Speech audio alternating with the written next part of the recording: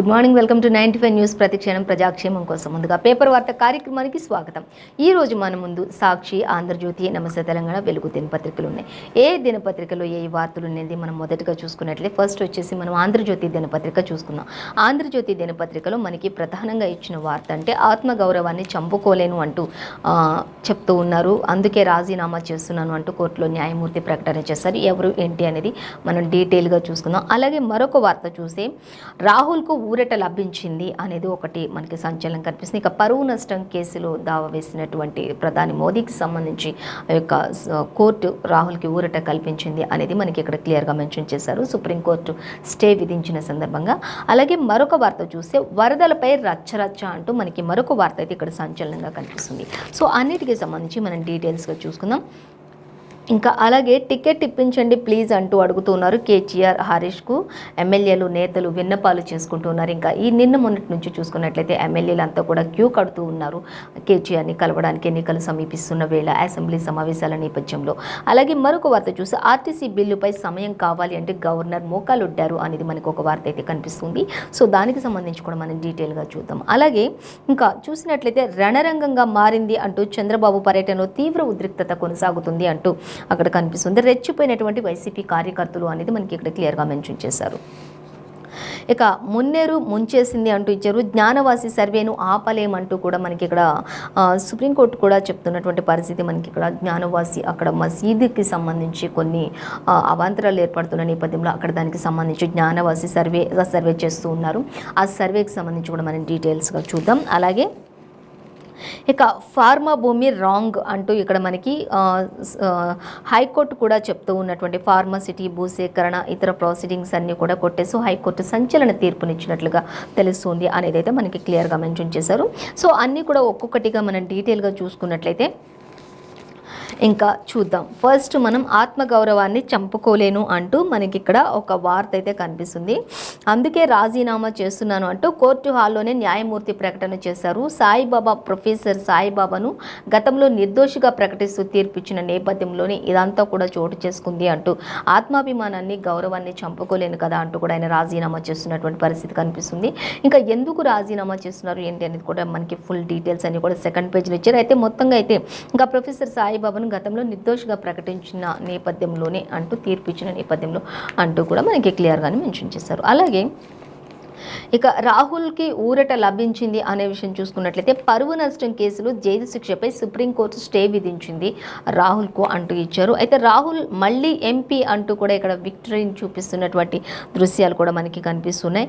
So అలాగే ఇక మోదీలను దొంగలన్నందుకే 2 ఏళ్లు జైలు శిక్ష విధించిన సూరత్ కోర్టు మోదీని జస్ట్ దొంగ అన్నందుకే 2 ఏళ్ల వరకు జైలు శిక్ష విధించింది. ఇక ఆ తీర్పుకు హైకోర్టు సమర్థన కూడా వెల్లడించింది. 2 తీర్పులను తప్పుబట్టినటువంటి సుప్రీంకోర్టు గరిష్ట శిక్షకు సూరత్ కోర్టు కారణం చెప్పలేదు అంటూ కూడా మనకి ఇక్కడ ఇవ్వడం జరుగుతుంది. ఇక హైకోర్టు పట్టించుకోలేదు.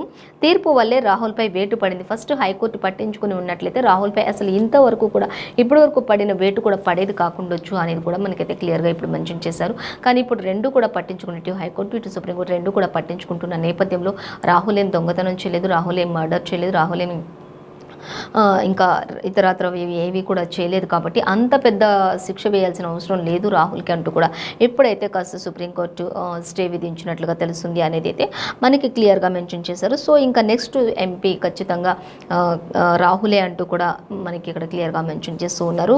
కాంగ్రెస్ నేతలంతా కూడా సంబరాలు చేసుకుంటున్నటువంటి పరిస్థితి కొనసాగుతుంది ఇంకా అనేది కూడా మనకి క్లియర్గానే ఇచ్చారు. అలాగే గరిష్ట శిక్షకు సూరత్ కోర్టు కారణం చెప్పలేదు కాబట్టి హైకోర్టు పట్టించుకోలేదు. ఇక తీర్పు వల్లే రాహుల్పై వేటు పడింది. దాంతో వయనాడు ప్రజల హక్కులకు భంగం కలిగింది. అయినా సరే ఆయన వ్యాఖ్యలు సరికాదు అంటూ కూడా నేతలు ప్రసంగాల్లో జాగ్రత్త వహించాలి అంటూ కూడా ఇచ్చారు. సుప్రీం రాహుల్ సభ్యత్వ పునరుద్ధరణపై స్పీకర్ను కలిసి విజ్ఞప్తి చేసినటువంటి అధీర్ రంజన్ అంటూ కూడా మనకి ఇవ్వడం జరుగుతుంది. ఇక సత్యమేవ జయతే అన్న సోనియా, ఈ ఆనందం తాత్కాలికమేనన్న బీజేపీ. ఇంకా ఇప్పుడు రాహుల్కి లభించినటువంటి ఈ ఊరటతో సత్యమేవ జయతే అంటూ సత్యమే గెలుస్తుంది, ఎప్పటికైనా న్యాయమే గెలుస్తుంది అంటూ మరి సోనియా ఆనందం వ్యక్తం చేస్తున్నప్పుడు ఇంకా బీజేపీ నేతలు కూడా దీనికి స్పందించి ఈ ఆనందం క్షణికాలమే అంటూ కూడా వాళ్ళు కూడా చెప్పారు, తాత్కాలికమే అంటూ కూడా వాళ్ళు కూడా చెప్తున్నారు. అయినప్పటికీ కూడా ఎప్పుడైనా సత్యమేవ జయతే అంటే ఎప్పటికైనా సరే న్యాయమే ఖచ్చితంగా గెలుస్తుంది అంటూ మాత్రం కాంగ్రెస్ నేతలు, అలాగే సోనియా గాంధీ, రాహుల్, అలాగే కాంగ్రెస్ పార్టీకి సంబంధించిన నేతలంతా కూడా సంబరాలు జరుపుకుంటున్నటువంటి పరిస్థితి అయితే ఇప్పుడు మనకి కనిపిస్తుంది. ఇంకా మళ్ళీ చూసినట్లయితే ఇక రాహుల్ మళ్ళీ ఎంపీ అంటూ ఇక్కడ ఇచ్చారు. ఇక శిక్షపై సుప్రీం స్టేతో పునరుద్ధరణ కానున్నటువంటి సభ్యత్వం అంటూ కూడా మనకి ఇక్కడ ఇచ్చారు. లోక్సభ సచివాలయం నిర్ణయం ఎప్పుడనేది ప్రశ్న అంటూ కూడా ఇచ్చారు.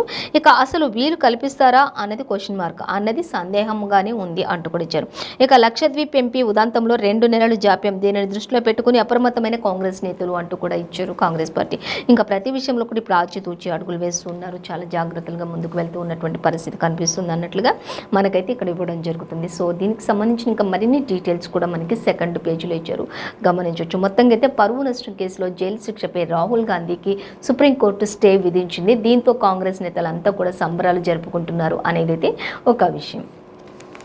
ఇంకా మరొక వార్త మనం చూసినట్లయితే వరదలపై రచ్చ అంటూ ఇక్కడ మంత్రి కేటీఆర్కి సంబంధించి ఇచ్చారు. అసెంబ్లీలో శ్రీధర్ బాబుకి కేటీఆర్కి మధ్య ఇంకా ఇద్దరి మధ్య కూడా చాలా రచ్చ జరిగినట్లుగా తెలుస్తుంది. ఏంటి, రైతులకు 3 గంటలే కరెంటు చాలు అన్న మీరా నీతుల గురించి మాట్లాడేది, రైతుల గురించి మాట్లాడేది అంటూ కూడా మంత్రి కేటీఆర్ ఫైర్ అవుతున్నారు.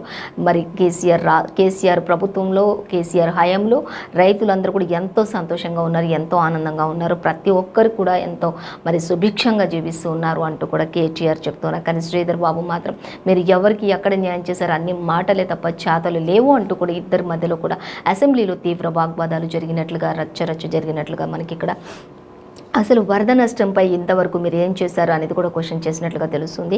రాష్ట్ర సర్కార్ ఏమిచ్చింది వరదలకు సంబంధించి, ఎవరిని ఆదుకుంది, ఎక్కడ ఆదుకుంది చూపించండి అంటూ కూడా శ్రీధర్ బాబు అటు మంత్రి కేటీఆర్ ఇద్దరు కూడా మాటి పెరుగుతూ ఉంది అనేది అయితే మనకి క్లియర్గా వచ్చారు. ఇంకా అక్కడంతా కూడా అసెంబ్లీలో శ్రీధర్ బాబు వర్సెస్ మంత్రులంతా కూడా రచ్చ చేశారు. అలాగే రాష్ట్రంలో 15 లక్షల ఎకరాల్లో పంట నష్టం వాటిల్లింది, ఇప్పటి వరకు ఎంతవరకు న్యాయం చేశారు అనేది కూడా తెలియాలి అంటూ ఇచ్చారు. ఇక పరిహారానికి చూసుకున్నట్లయితే 15,000 కోట్లు అవసరం అవుతాయి, కానీ ప్రభుత్వ సాయం ఎందుకు సరిపోదు అంటూ కూడా శ్రీధర్ బాబు క్వశ్చన్ చేశారు.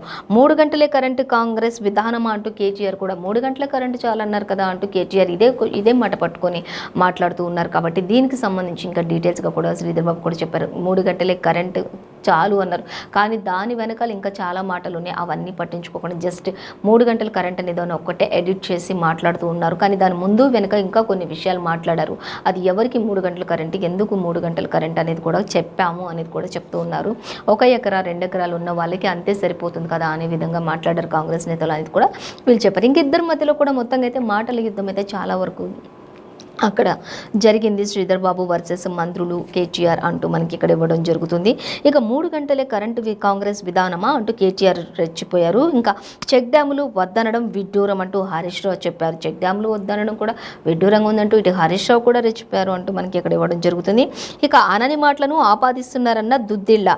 ఇక వర్షాలు వరదలకు 139 గ్రామాలు దెబ్బతిన్నాయి, అయినప్పటికీ పట్టించుకోలేనటువంటి అధికారులు. ఇంకా చూసే 419 ఇళ్లు కూలిపోయినాయి, 44 మంది మృతి చెందారు. వేముల మాట్లాడుతున్నాయి. ఇక విద్యారంగం సమస్యలపై భట్టి కూడా మాట్లాడారు. హరీష్ వాగ్వాదం.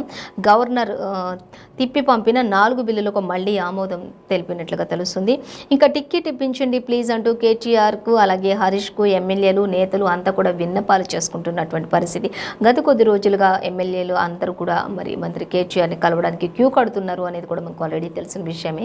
సో ఇంకా మాకు సీట్లు ఇప్పించండి, మాకు టికెట్స్ ఇవ్వండి అంటూ కూడా విన్నవించుకుంటున్నారు మంత్రులు, ఎమ్మెల్యేలు, ఎమ్మెల్సీలు అందరూ కూడా. ఇటు హరీష్ రావుని అటు కేటీఆర్ని ఇద్దరిని కూడా కలుస్తున్నటువంటి నేతలు అనేది మనకి క్లియర్గా మెన్షన్ చేశారు. సో ఏదేమైనప్పటికీ కూడా వరదలపై మాత్రం ఇంకా అసెంబ్లీలో వర్షాకాల సమావేశాలు జరుగుతున్న నేపథ్యంలో మరి నేడైతే చివరి సమావేశం జరగనుంది అసెంబ్లీలో అనేది కూడా తెలుస్తుంది. ఇంకా కాంగ్రెస్ నేతలు 20 రోజుల వరకు జరగాలని చెప్పినటువంటి ఈ సమావేశాలు మరి అధికార ప్రభుత్వం మాత్రం 3 రోజులే ఈ యొక్క మరి సమావేశాలు జరుగుతాయి. ఈ వర్షాల వల్ల, వరదల వల్ల దెబ్బతిన్న కారణాల వల్లనే ఈ 3 days మాత్రమే జరుపుతామంటూ కూడా స్పష్టం చేసేసినట్లుగా తెలుస్తూ ఉంది. సో ఈరోజు లాస్ట్ అసెంబ్లీ సమావేశాలు అయితే జరుగుతాయి అనేది కూడా క్లియర్గా మనకి మెన్షన్ చేశారు. ఇంకా ఆర్టీసీ బిల్లుపై సమయం కావాలి అంటూ ఇక్కడ మనకి ఒక వార్త అయితే సంచలనం ఇచ్చారు. ఇప్పటికీ ఆర్టీసీని ప్రభుత్వంలో విలీనం చేస్తూ తీసుకున్నటువంటి నిర్ణయానికి గవర్నర్ ఆమోదముద్ర అయితే ఇంకా తెలపలేదు. ఎందుకు అంటే దానికి కాస్త స్టే విధించారు. కొంచెం సమయం కావాలి, దీనిపై అన్ని సంయమనంగా చూడాలి అంటూ గవర్నర్ ఆమోదం అయితే ఇంకా తెలపలేదు. ఇక 2న మధ్యాహ్నం పంపారు. పరిశీలన అవసరం కదా దేనికైనా సరే అంటూ కూడా గవర్నర్ అయితే వెయిట్ చేస్తూ ఉన్నారు. పరిశీలన చేయాలి అంటూ కూడా చెప్తున్నారు. మీడియాకు ప్రకటన జారీ చేసిన గవర్నర్ కార్యాలయం అంటూ కూడా మనకి క్లియర్గానే మెన్షన్ చేశారు. ఇక గవర్నర్ ఆమోదాన్ని ప్రకటించాలి అంటూ కూడా EU డిమాండ్ చేస్తున్నటువంటి పరిస్థితి కొనసాగుతుంది. గవర్నర్ త్వరగా మరి ఆమోదం తెలపాలి అంటూ కూడా EU కూడా డిమాండ్ చేస్తున్నటువంటి పరిస్థితి కొనసాగుతుంది. ఇంకా ఇప్పుడైతే ఈ బిల్లులపై సమయం కావాలి అంటూ మాత్రం గవర్నర్ కార్యాలయం ప్రకటించడం ఒక విధంగా సమంజసం అనుకోవచ్చు. ఎందుకంటే ఏదైనా పరిశీలన చేయాలి, పరిశీలన చేయకుండా వెంటనే ఆమోదం తెలపొద్దు అనేది కూడా తెలుస్తుంది. ఇప్పుడు ఉన్నటువంటి ఈ యొక్క ఆర్టీసీ విలీనంలో ఇంకా అన్నీ కూడా మరి జాగాలన్నీ కూడా జప్తు చేసుకోవచ్చు. ఒకవేళ చాలా వరకు ఉన్నాయి కాబట్టి ఇవన్నీ కూడా మొత్తం కూడా ఎంక్వైరీ చేయాలి. ఇవన్నిటిని పరిశీలించిన తర్వాతే తుది నిర్ణయం వెల్లడిస్తాం అంటూ కూడా గవర్నర్ కార్యాలయం చెప్పడం జరుగుతుంది. సో దీనికి సంబంధించి ఇంకా మరిన్ని డీటెయిల్స్ కూడా మనకి 13th పేజీలో ఉన్నాయి కాబట్టి గమనించవచ్చు మనం. ఇక ప్రభుత్వ ఆసుపత్రులపై ఆర్టీఓల పర్యవేక్షణ కొనసాగుతుంది అంటించారు. పరిశీలిస్తున్నటువంటి హరీష్ రావు అలాగే రాష్ట్రంలో వైద్యం చాలా అవసరం అని చెప్పేసి కూడా మొత్తం వ్యాఖ్యానిస్తూ ఉన్నారు. వైద్య నిపుణులందరినీ కూడా చర్చిస్తూ వాళ్ళందరితో కూడా మాట మధ్య కలుపుతున్నటువంటి మంత్రి హరీష్ రావు అంటూ ఇప్పటికే ఇంకా ప్రతి గల్లీలో కూడా బస్సీ దవాఖానాలను ఏర్పాటు చేయడం, అలాగే పెద్ద పెద్ద కార్పొరేట్ హాస్పిటల్కి శంకుస్థాపనలు ప్రారంభోత్సవాలు కూడా జరిపిస్తున్నటువంటి హరీష్ రావు ఇంకా వీటన్నిటి విషయంలో కూడా ఆయన ప్రభుత్వ ఆసుపత్రులు అన్నింటిపై ఆర్డీఓల పర్యవేక్షణ కూడా జరుగుతుంది. ఆయన కూడా పరిశీలిస్తున్నారు అనే విషయాలు అయితే మనకి ఇక్కడ క్లియర్గా ఇచ్చారు. సో మరిన్ని డీటెయిల్స్ ఇంకా మనం 13th పేజీలో లోపల పేజీలో చూడొచ్చు అనేది ఇచ్చారు.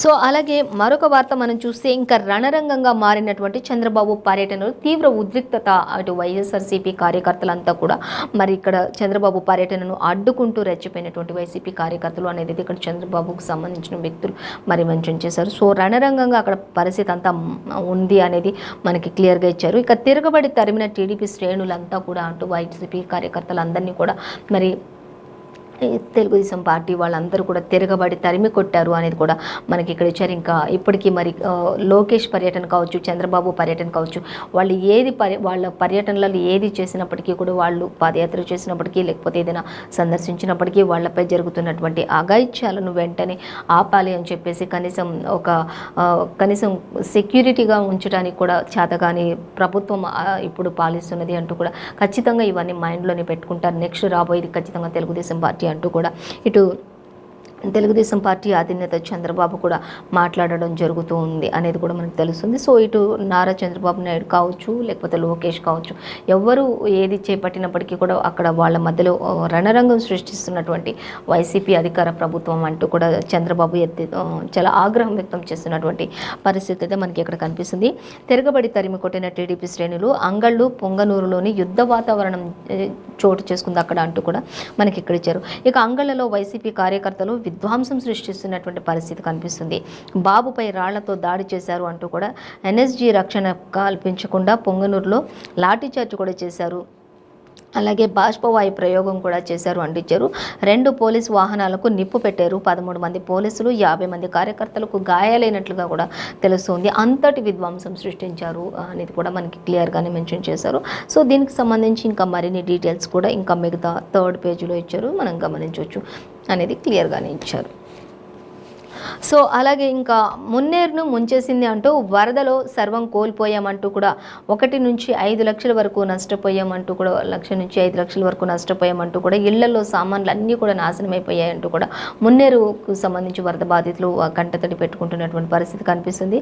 ఇక అలాగే పప్పు ఉప్పులే తప్ప పైసా కూడా ఇవ్వలేదు ప్రభుత్వం నుంచి అంటూ కూడా ఒక పప్పు ఇచ్చారు, ఉప్పు ఇచ్చారు, అంతకుమించి ఒక పైసా కానీ వేరే ఏది కానీ ఇవ్వలేదు, దాంతో మేము ఏం చేసుకోవాలి అన్నట్లుగా కూడా వరద బాధితులు సర్వం కోల్పోయిన వాళ్ళు మరి వారు మాట్లాడుతున్నటువంటి పరిస్థితి, వారిని ఆదుకోలే ఇంతవరకు ప్రభుత్వం అంటూ కూడా చెప్తున్నారు. ఇక ఖమ్మం వరద బాధితులు ఆక్రోశం ఏరులై పారుతుంది అంటూ కూడా చెప్తున్నారు. ప్రభుత్వమే ఆదుకోవాలని కూడా వేడుకోలు చేస్తున్నప్పటికీ కూడా ఎక్కడి నుంచి కూడా ఎటు నుంచి కూడా ఒక్క సాయం కూడా వచ్చిన దాఖలాలు లేవు అంటూ కూడా అక్కడ అధికారులందరినీ కూడా మొరపెట్టుకుంటున్నటువంటి వరద బాధితులు అంటూ కూడా మనకి క్లియర్గానే మెన్షన్ చేశారు. సో ఇప్పటికైనా ప్రభుత్వం స్పందించి వరద బాధితులను ఆదుకోవాలి అనేది కూడా చెప్తూ ఉన్నారు. మరొక వార్త చూస్తే జ్ఞానవాసి సర్వేను ఆపలేము అంటూ కూడా మనకి ఇక్కడ క్లియర్గా ఇచ్చారు. సో దీనికి సంబంధించి చూసినట్లయితే మసీదు కమిటీ పిటిషన్ను తిరస్కరించిన సుప్రీం అంటూ కూడా ఇచ్చారు. ఖచ్చితంగా ఇంకా అయోధ్య కేసులోనూ ఈ తరహా సర్వే చేశారు అంటూ కూడా చెప్తూ ఉన్నారు. ఖచ్చితంగా మసీదును తవ్వకాలు అవి జరపొద్దు అని చెప్పి అంటున్నప్పటికీ జ్ఞానవాసి సర్వేను ఆపలేమన్నారు. ఎందుకంటే కొన్ని శతాబ్దాల క్రితం 1700 శతాబ్దాల క్రితం 17 శతాబ్దంలో అప్పుడు అక్కడ ఉన్నటువంటి కొన్ని హిందూ దేవాలయాలను కూల్చేసి ఇప్పుడు మసీదును నిర్మించారు అనే కొన్ని వాదనలతోటే ఇప్పుడున్నటువంటి ఈ జ్ఞానవాసి సర్వేను చేస్తున్నారు. ఖచ్చితంగా అది జరిగిందా, ఆ ఆనవాళ్ళు ఏమైనా ఉన్నాయా, ఖచ్చితంగా హిందూ దేవాలయాలను కూల్చేసే ఈ మసీదుని నిర్మించారా లేకపోతే ఏంటి అనేది జస్ట్ దీని ఎంక్వైరీ కోసం ఇప్పుడు అక్కడ తవ్వకాలు ఖచ్చితంగా కొన్ని జరపాల్సి ఉంటుంది అంటూ కూడా దీనిని ఎవరు కూడా ఆపలేము అంటూ కూడా సుప్రీంకోర్టు కూడా తేల్చి చెప్పేసింది. ఒకప్పుడు అయోధ్య సర్వేలో కూడా ఇది జరిగింది, ఇలాంటివి జరిగాయి కాబట్టి ఇప్పుడు ఎవరు ఏం చేయలేరు, ఖచ్చితంగా జ్ఞానవాసి సర్వేను ఎవరు కూడా ఆపలేము అనేది అయితే మనకి క్లియర్గా మెన్షన్ చేసినట్లుగా తెలుస్తుంది. సో అయితే అయోధ్య కేసులో కూడా ఈ తరహా సర్వేలు చేశారు, మసీదు ప్రాంగణానికి హాని కలగని రీతిలోనే సర్వే చేస్తారు అంటూ కూడా సుప్రీం తీర్పునిచ్చినట్లుగా తెలుస్తుంది.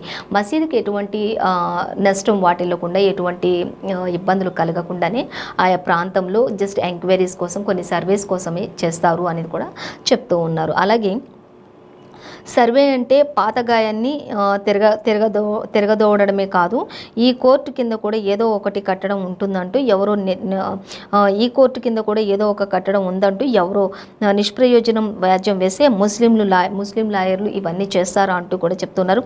మీకు నిష్ప్రయోజనం అనిపించింది, అవతలి వారికి విశ్వాసంగా అనిపించవచ్చు అంటూ కూడా సుప్రీంకోర్టు తీర్పునిచ్చినట్లుగా తెలుస్తుంది. సుప్రీంకోర్టు చెప్తూ ఉన్నారు, ఎవరో ఏదో చెప్పినందుకు దానికి సంబంధించి ఇవన్నీ మీరు చేశారని సుప్రీంకోర్టును ప్రశ్నించినందుకు సుప్రీంకోర్టు కూడా చెప్తుంది, మీకు అది అవిశ్వాసంగా ఉండొచ్చు కానీ ఇతరులకు అవిశ్వాసంగా ఉండొచ్చు కదా, ఏదైతే ఏముంది సర్వే చేసుకుంటే అయిపోతుంది కదా అన్నట్లుగా కూడా సర్వేని ఈ జ్ఞానవాసి సర్వేని మాత్రం ఆపలేము అంటూ కూడా తుది తీర్పునైతే సుప్రీంకోర్టు ఇచ్చేసినట్లుగా తెలుస్తుంది. సో మరొక వార్త మనం చూసినట్లయితే ఇంకా దీనికి సంబంధించి ఇంకా మరిన్ని డీటెయిల్స్ అయితే సెకండ్ పేజ్లో చూసుకోవచ్చు. ఇక నెక్స్ట్ వార్తకు వచ్చినట్లయితే ఫార్మా భూమి రాంగ్ అంటూ మనకి ఇక్కడ ఇవ్వడం జరుగుతుంది. అంటే ఈ ఫార్మా భూమి రాంగ్ ఏంటి అనేది చూస్తే ఫార్మసిటీ భూసేకరణ ఇతర ప్రాసీడింగ్స్ కొట్టేస్తూ హైకోర్టు సంచలన తీర్పునైతే ఇచ్చింది అంటూ ఇచ్చారు. డిండిపై 10 కోట్ల డిపాజిట్ చేయండి అంటూ కూడా ఇక్కడ మనకు ఒక వార్త సంచలనంగా ఇచ్చారు. సో డీటెయిల్స్ చూద్దాం. ఇంకా చూస్తే ప్రభుత్వానికి భారీ ఎదురు దెబ్బలు తగులుతున్నాయి. తాజా మార్కెట్ ధర ప్రకారం సేకరణ మళ్ళీ మొదలు పెట్టాల్సిందే అంటూ కూడా ఇక్కడ ఒక వార్త ఇచ్చారు. అయితే ఇంకా చూసినట్లయితే ఐఎస్కు కూడా చట్టంలోని ప్రాథమిక అంశాలు తెలియాలా అంటూ కూడా ఇచ్చారు. కోర్టు కేసుల్లో అధికారులు మరీ గుడ్డిగా వ్యవహరిస్తున్నారు అంటూ కూడా కోర్టుల కేసులు కొన్ని ఏవైతే ఉంటాయో వాటికి సంబంధించి అధికారులు అయితే చాలా బ్లైండ్గా బిహేవ్ చేస్తున్నారు అన్నట్లుగా ఇక్కడ మనకి హైకోర్టు మాట్లాడుతున్నటువంటి పరిస్థితి కనిపిస్తుంది. అలాగే ఇంకా మనం చూసినట్లయితే వారికి అసలు బాధ్యత అనేది ఉందా లేదా, అంత బ్లైండెడ్గా ప్రతిదీ చేస్తున్నారు అన్నట్లుగా హైకోర్టు క్వశ్చన్ చేస్తూ ఉంది. ఇంకా బుర్రలు ఆడుతున్నారా అసలు లేదా, ఏదో గుడ్డిగా ఏదో ఎవరో చేస్తున్నారు, వెళ్ళిపోతున్నాం వస్తున్నాం అన్నట్లు రోజులు గడుపుతున్నారా అన్నట్లుగా కూడా హైకోర్టు క్వశ్చన్ చేస్తూ ఉంది అధికారులని. ఇంకా అలాగే అధికారులపై మండిపడిన హైకోర్టు నోటిఫికేషన్ కొనసాగిస్తే రైతులకు నష్టం, అలాగే కొట్టేస్తున్నామని వెల్లడి చేశారు. పిటిషనర్ల అభ్యంతరాలను 3 నెలల్లోనే పరిష్కరించాలని కూడా ఆదేశాలు జారీ చేసిన సుప్రీంకోర్టు. దీనికి సంబంధించిన ఇంకా మరిన్ని డీటెయిల్స్ కూడా 12th పేజీలో మనం చూడవచ్చు.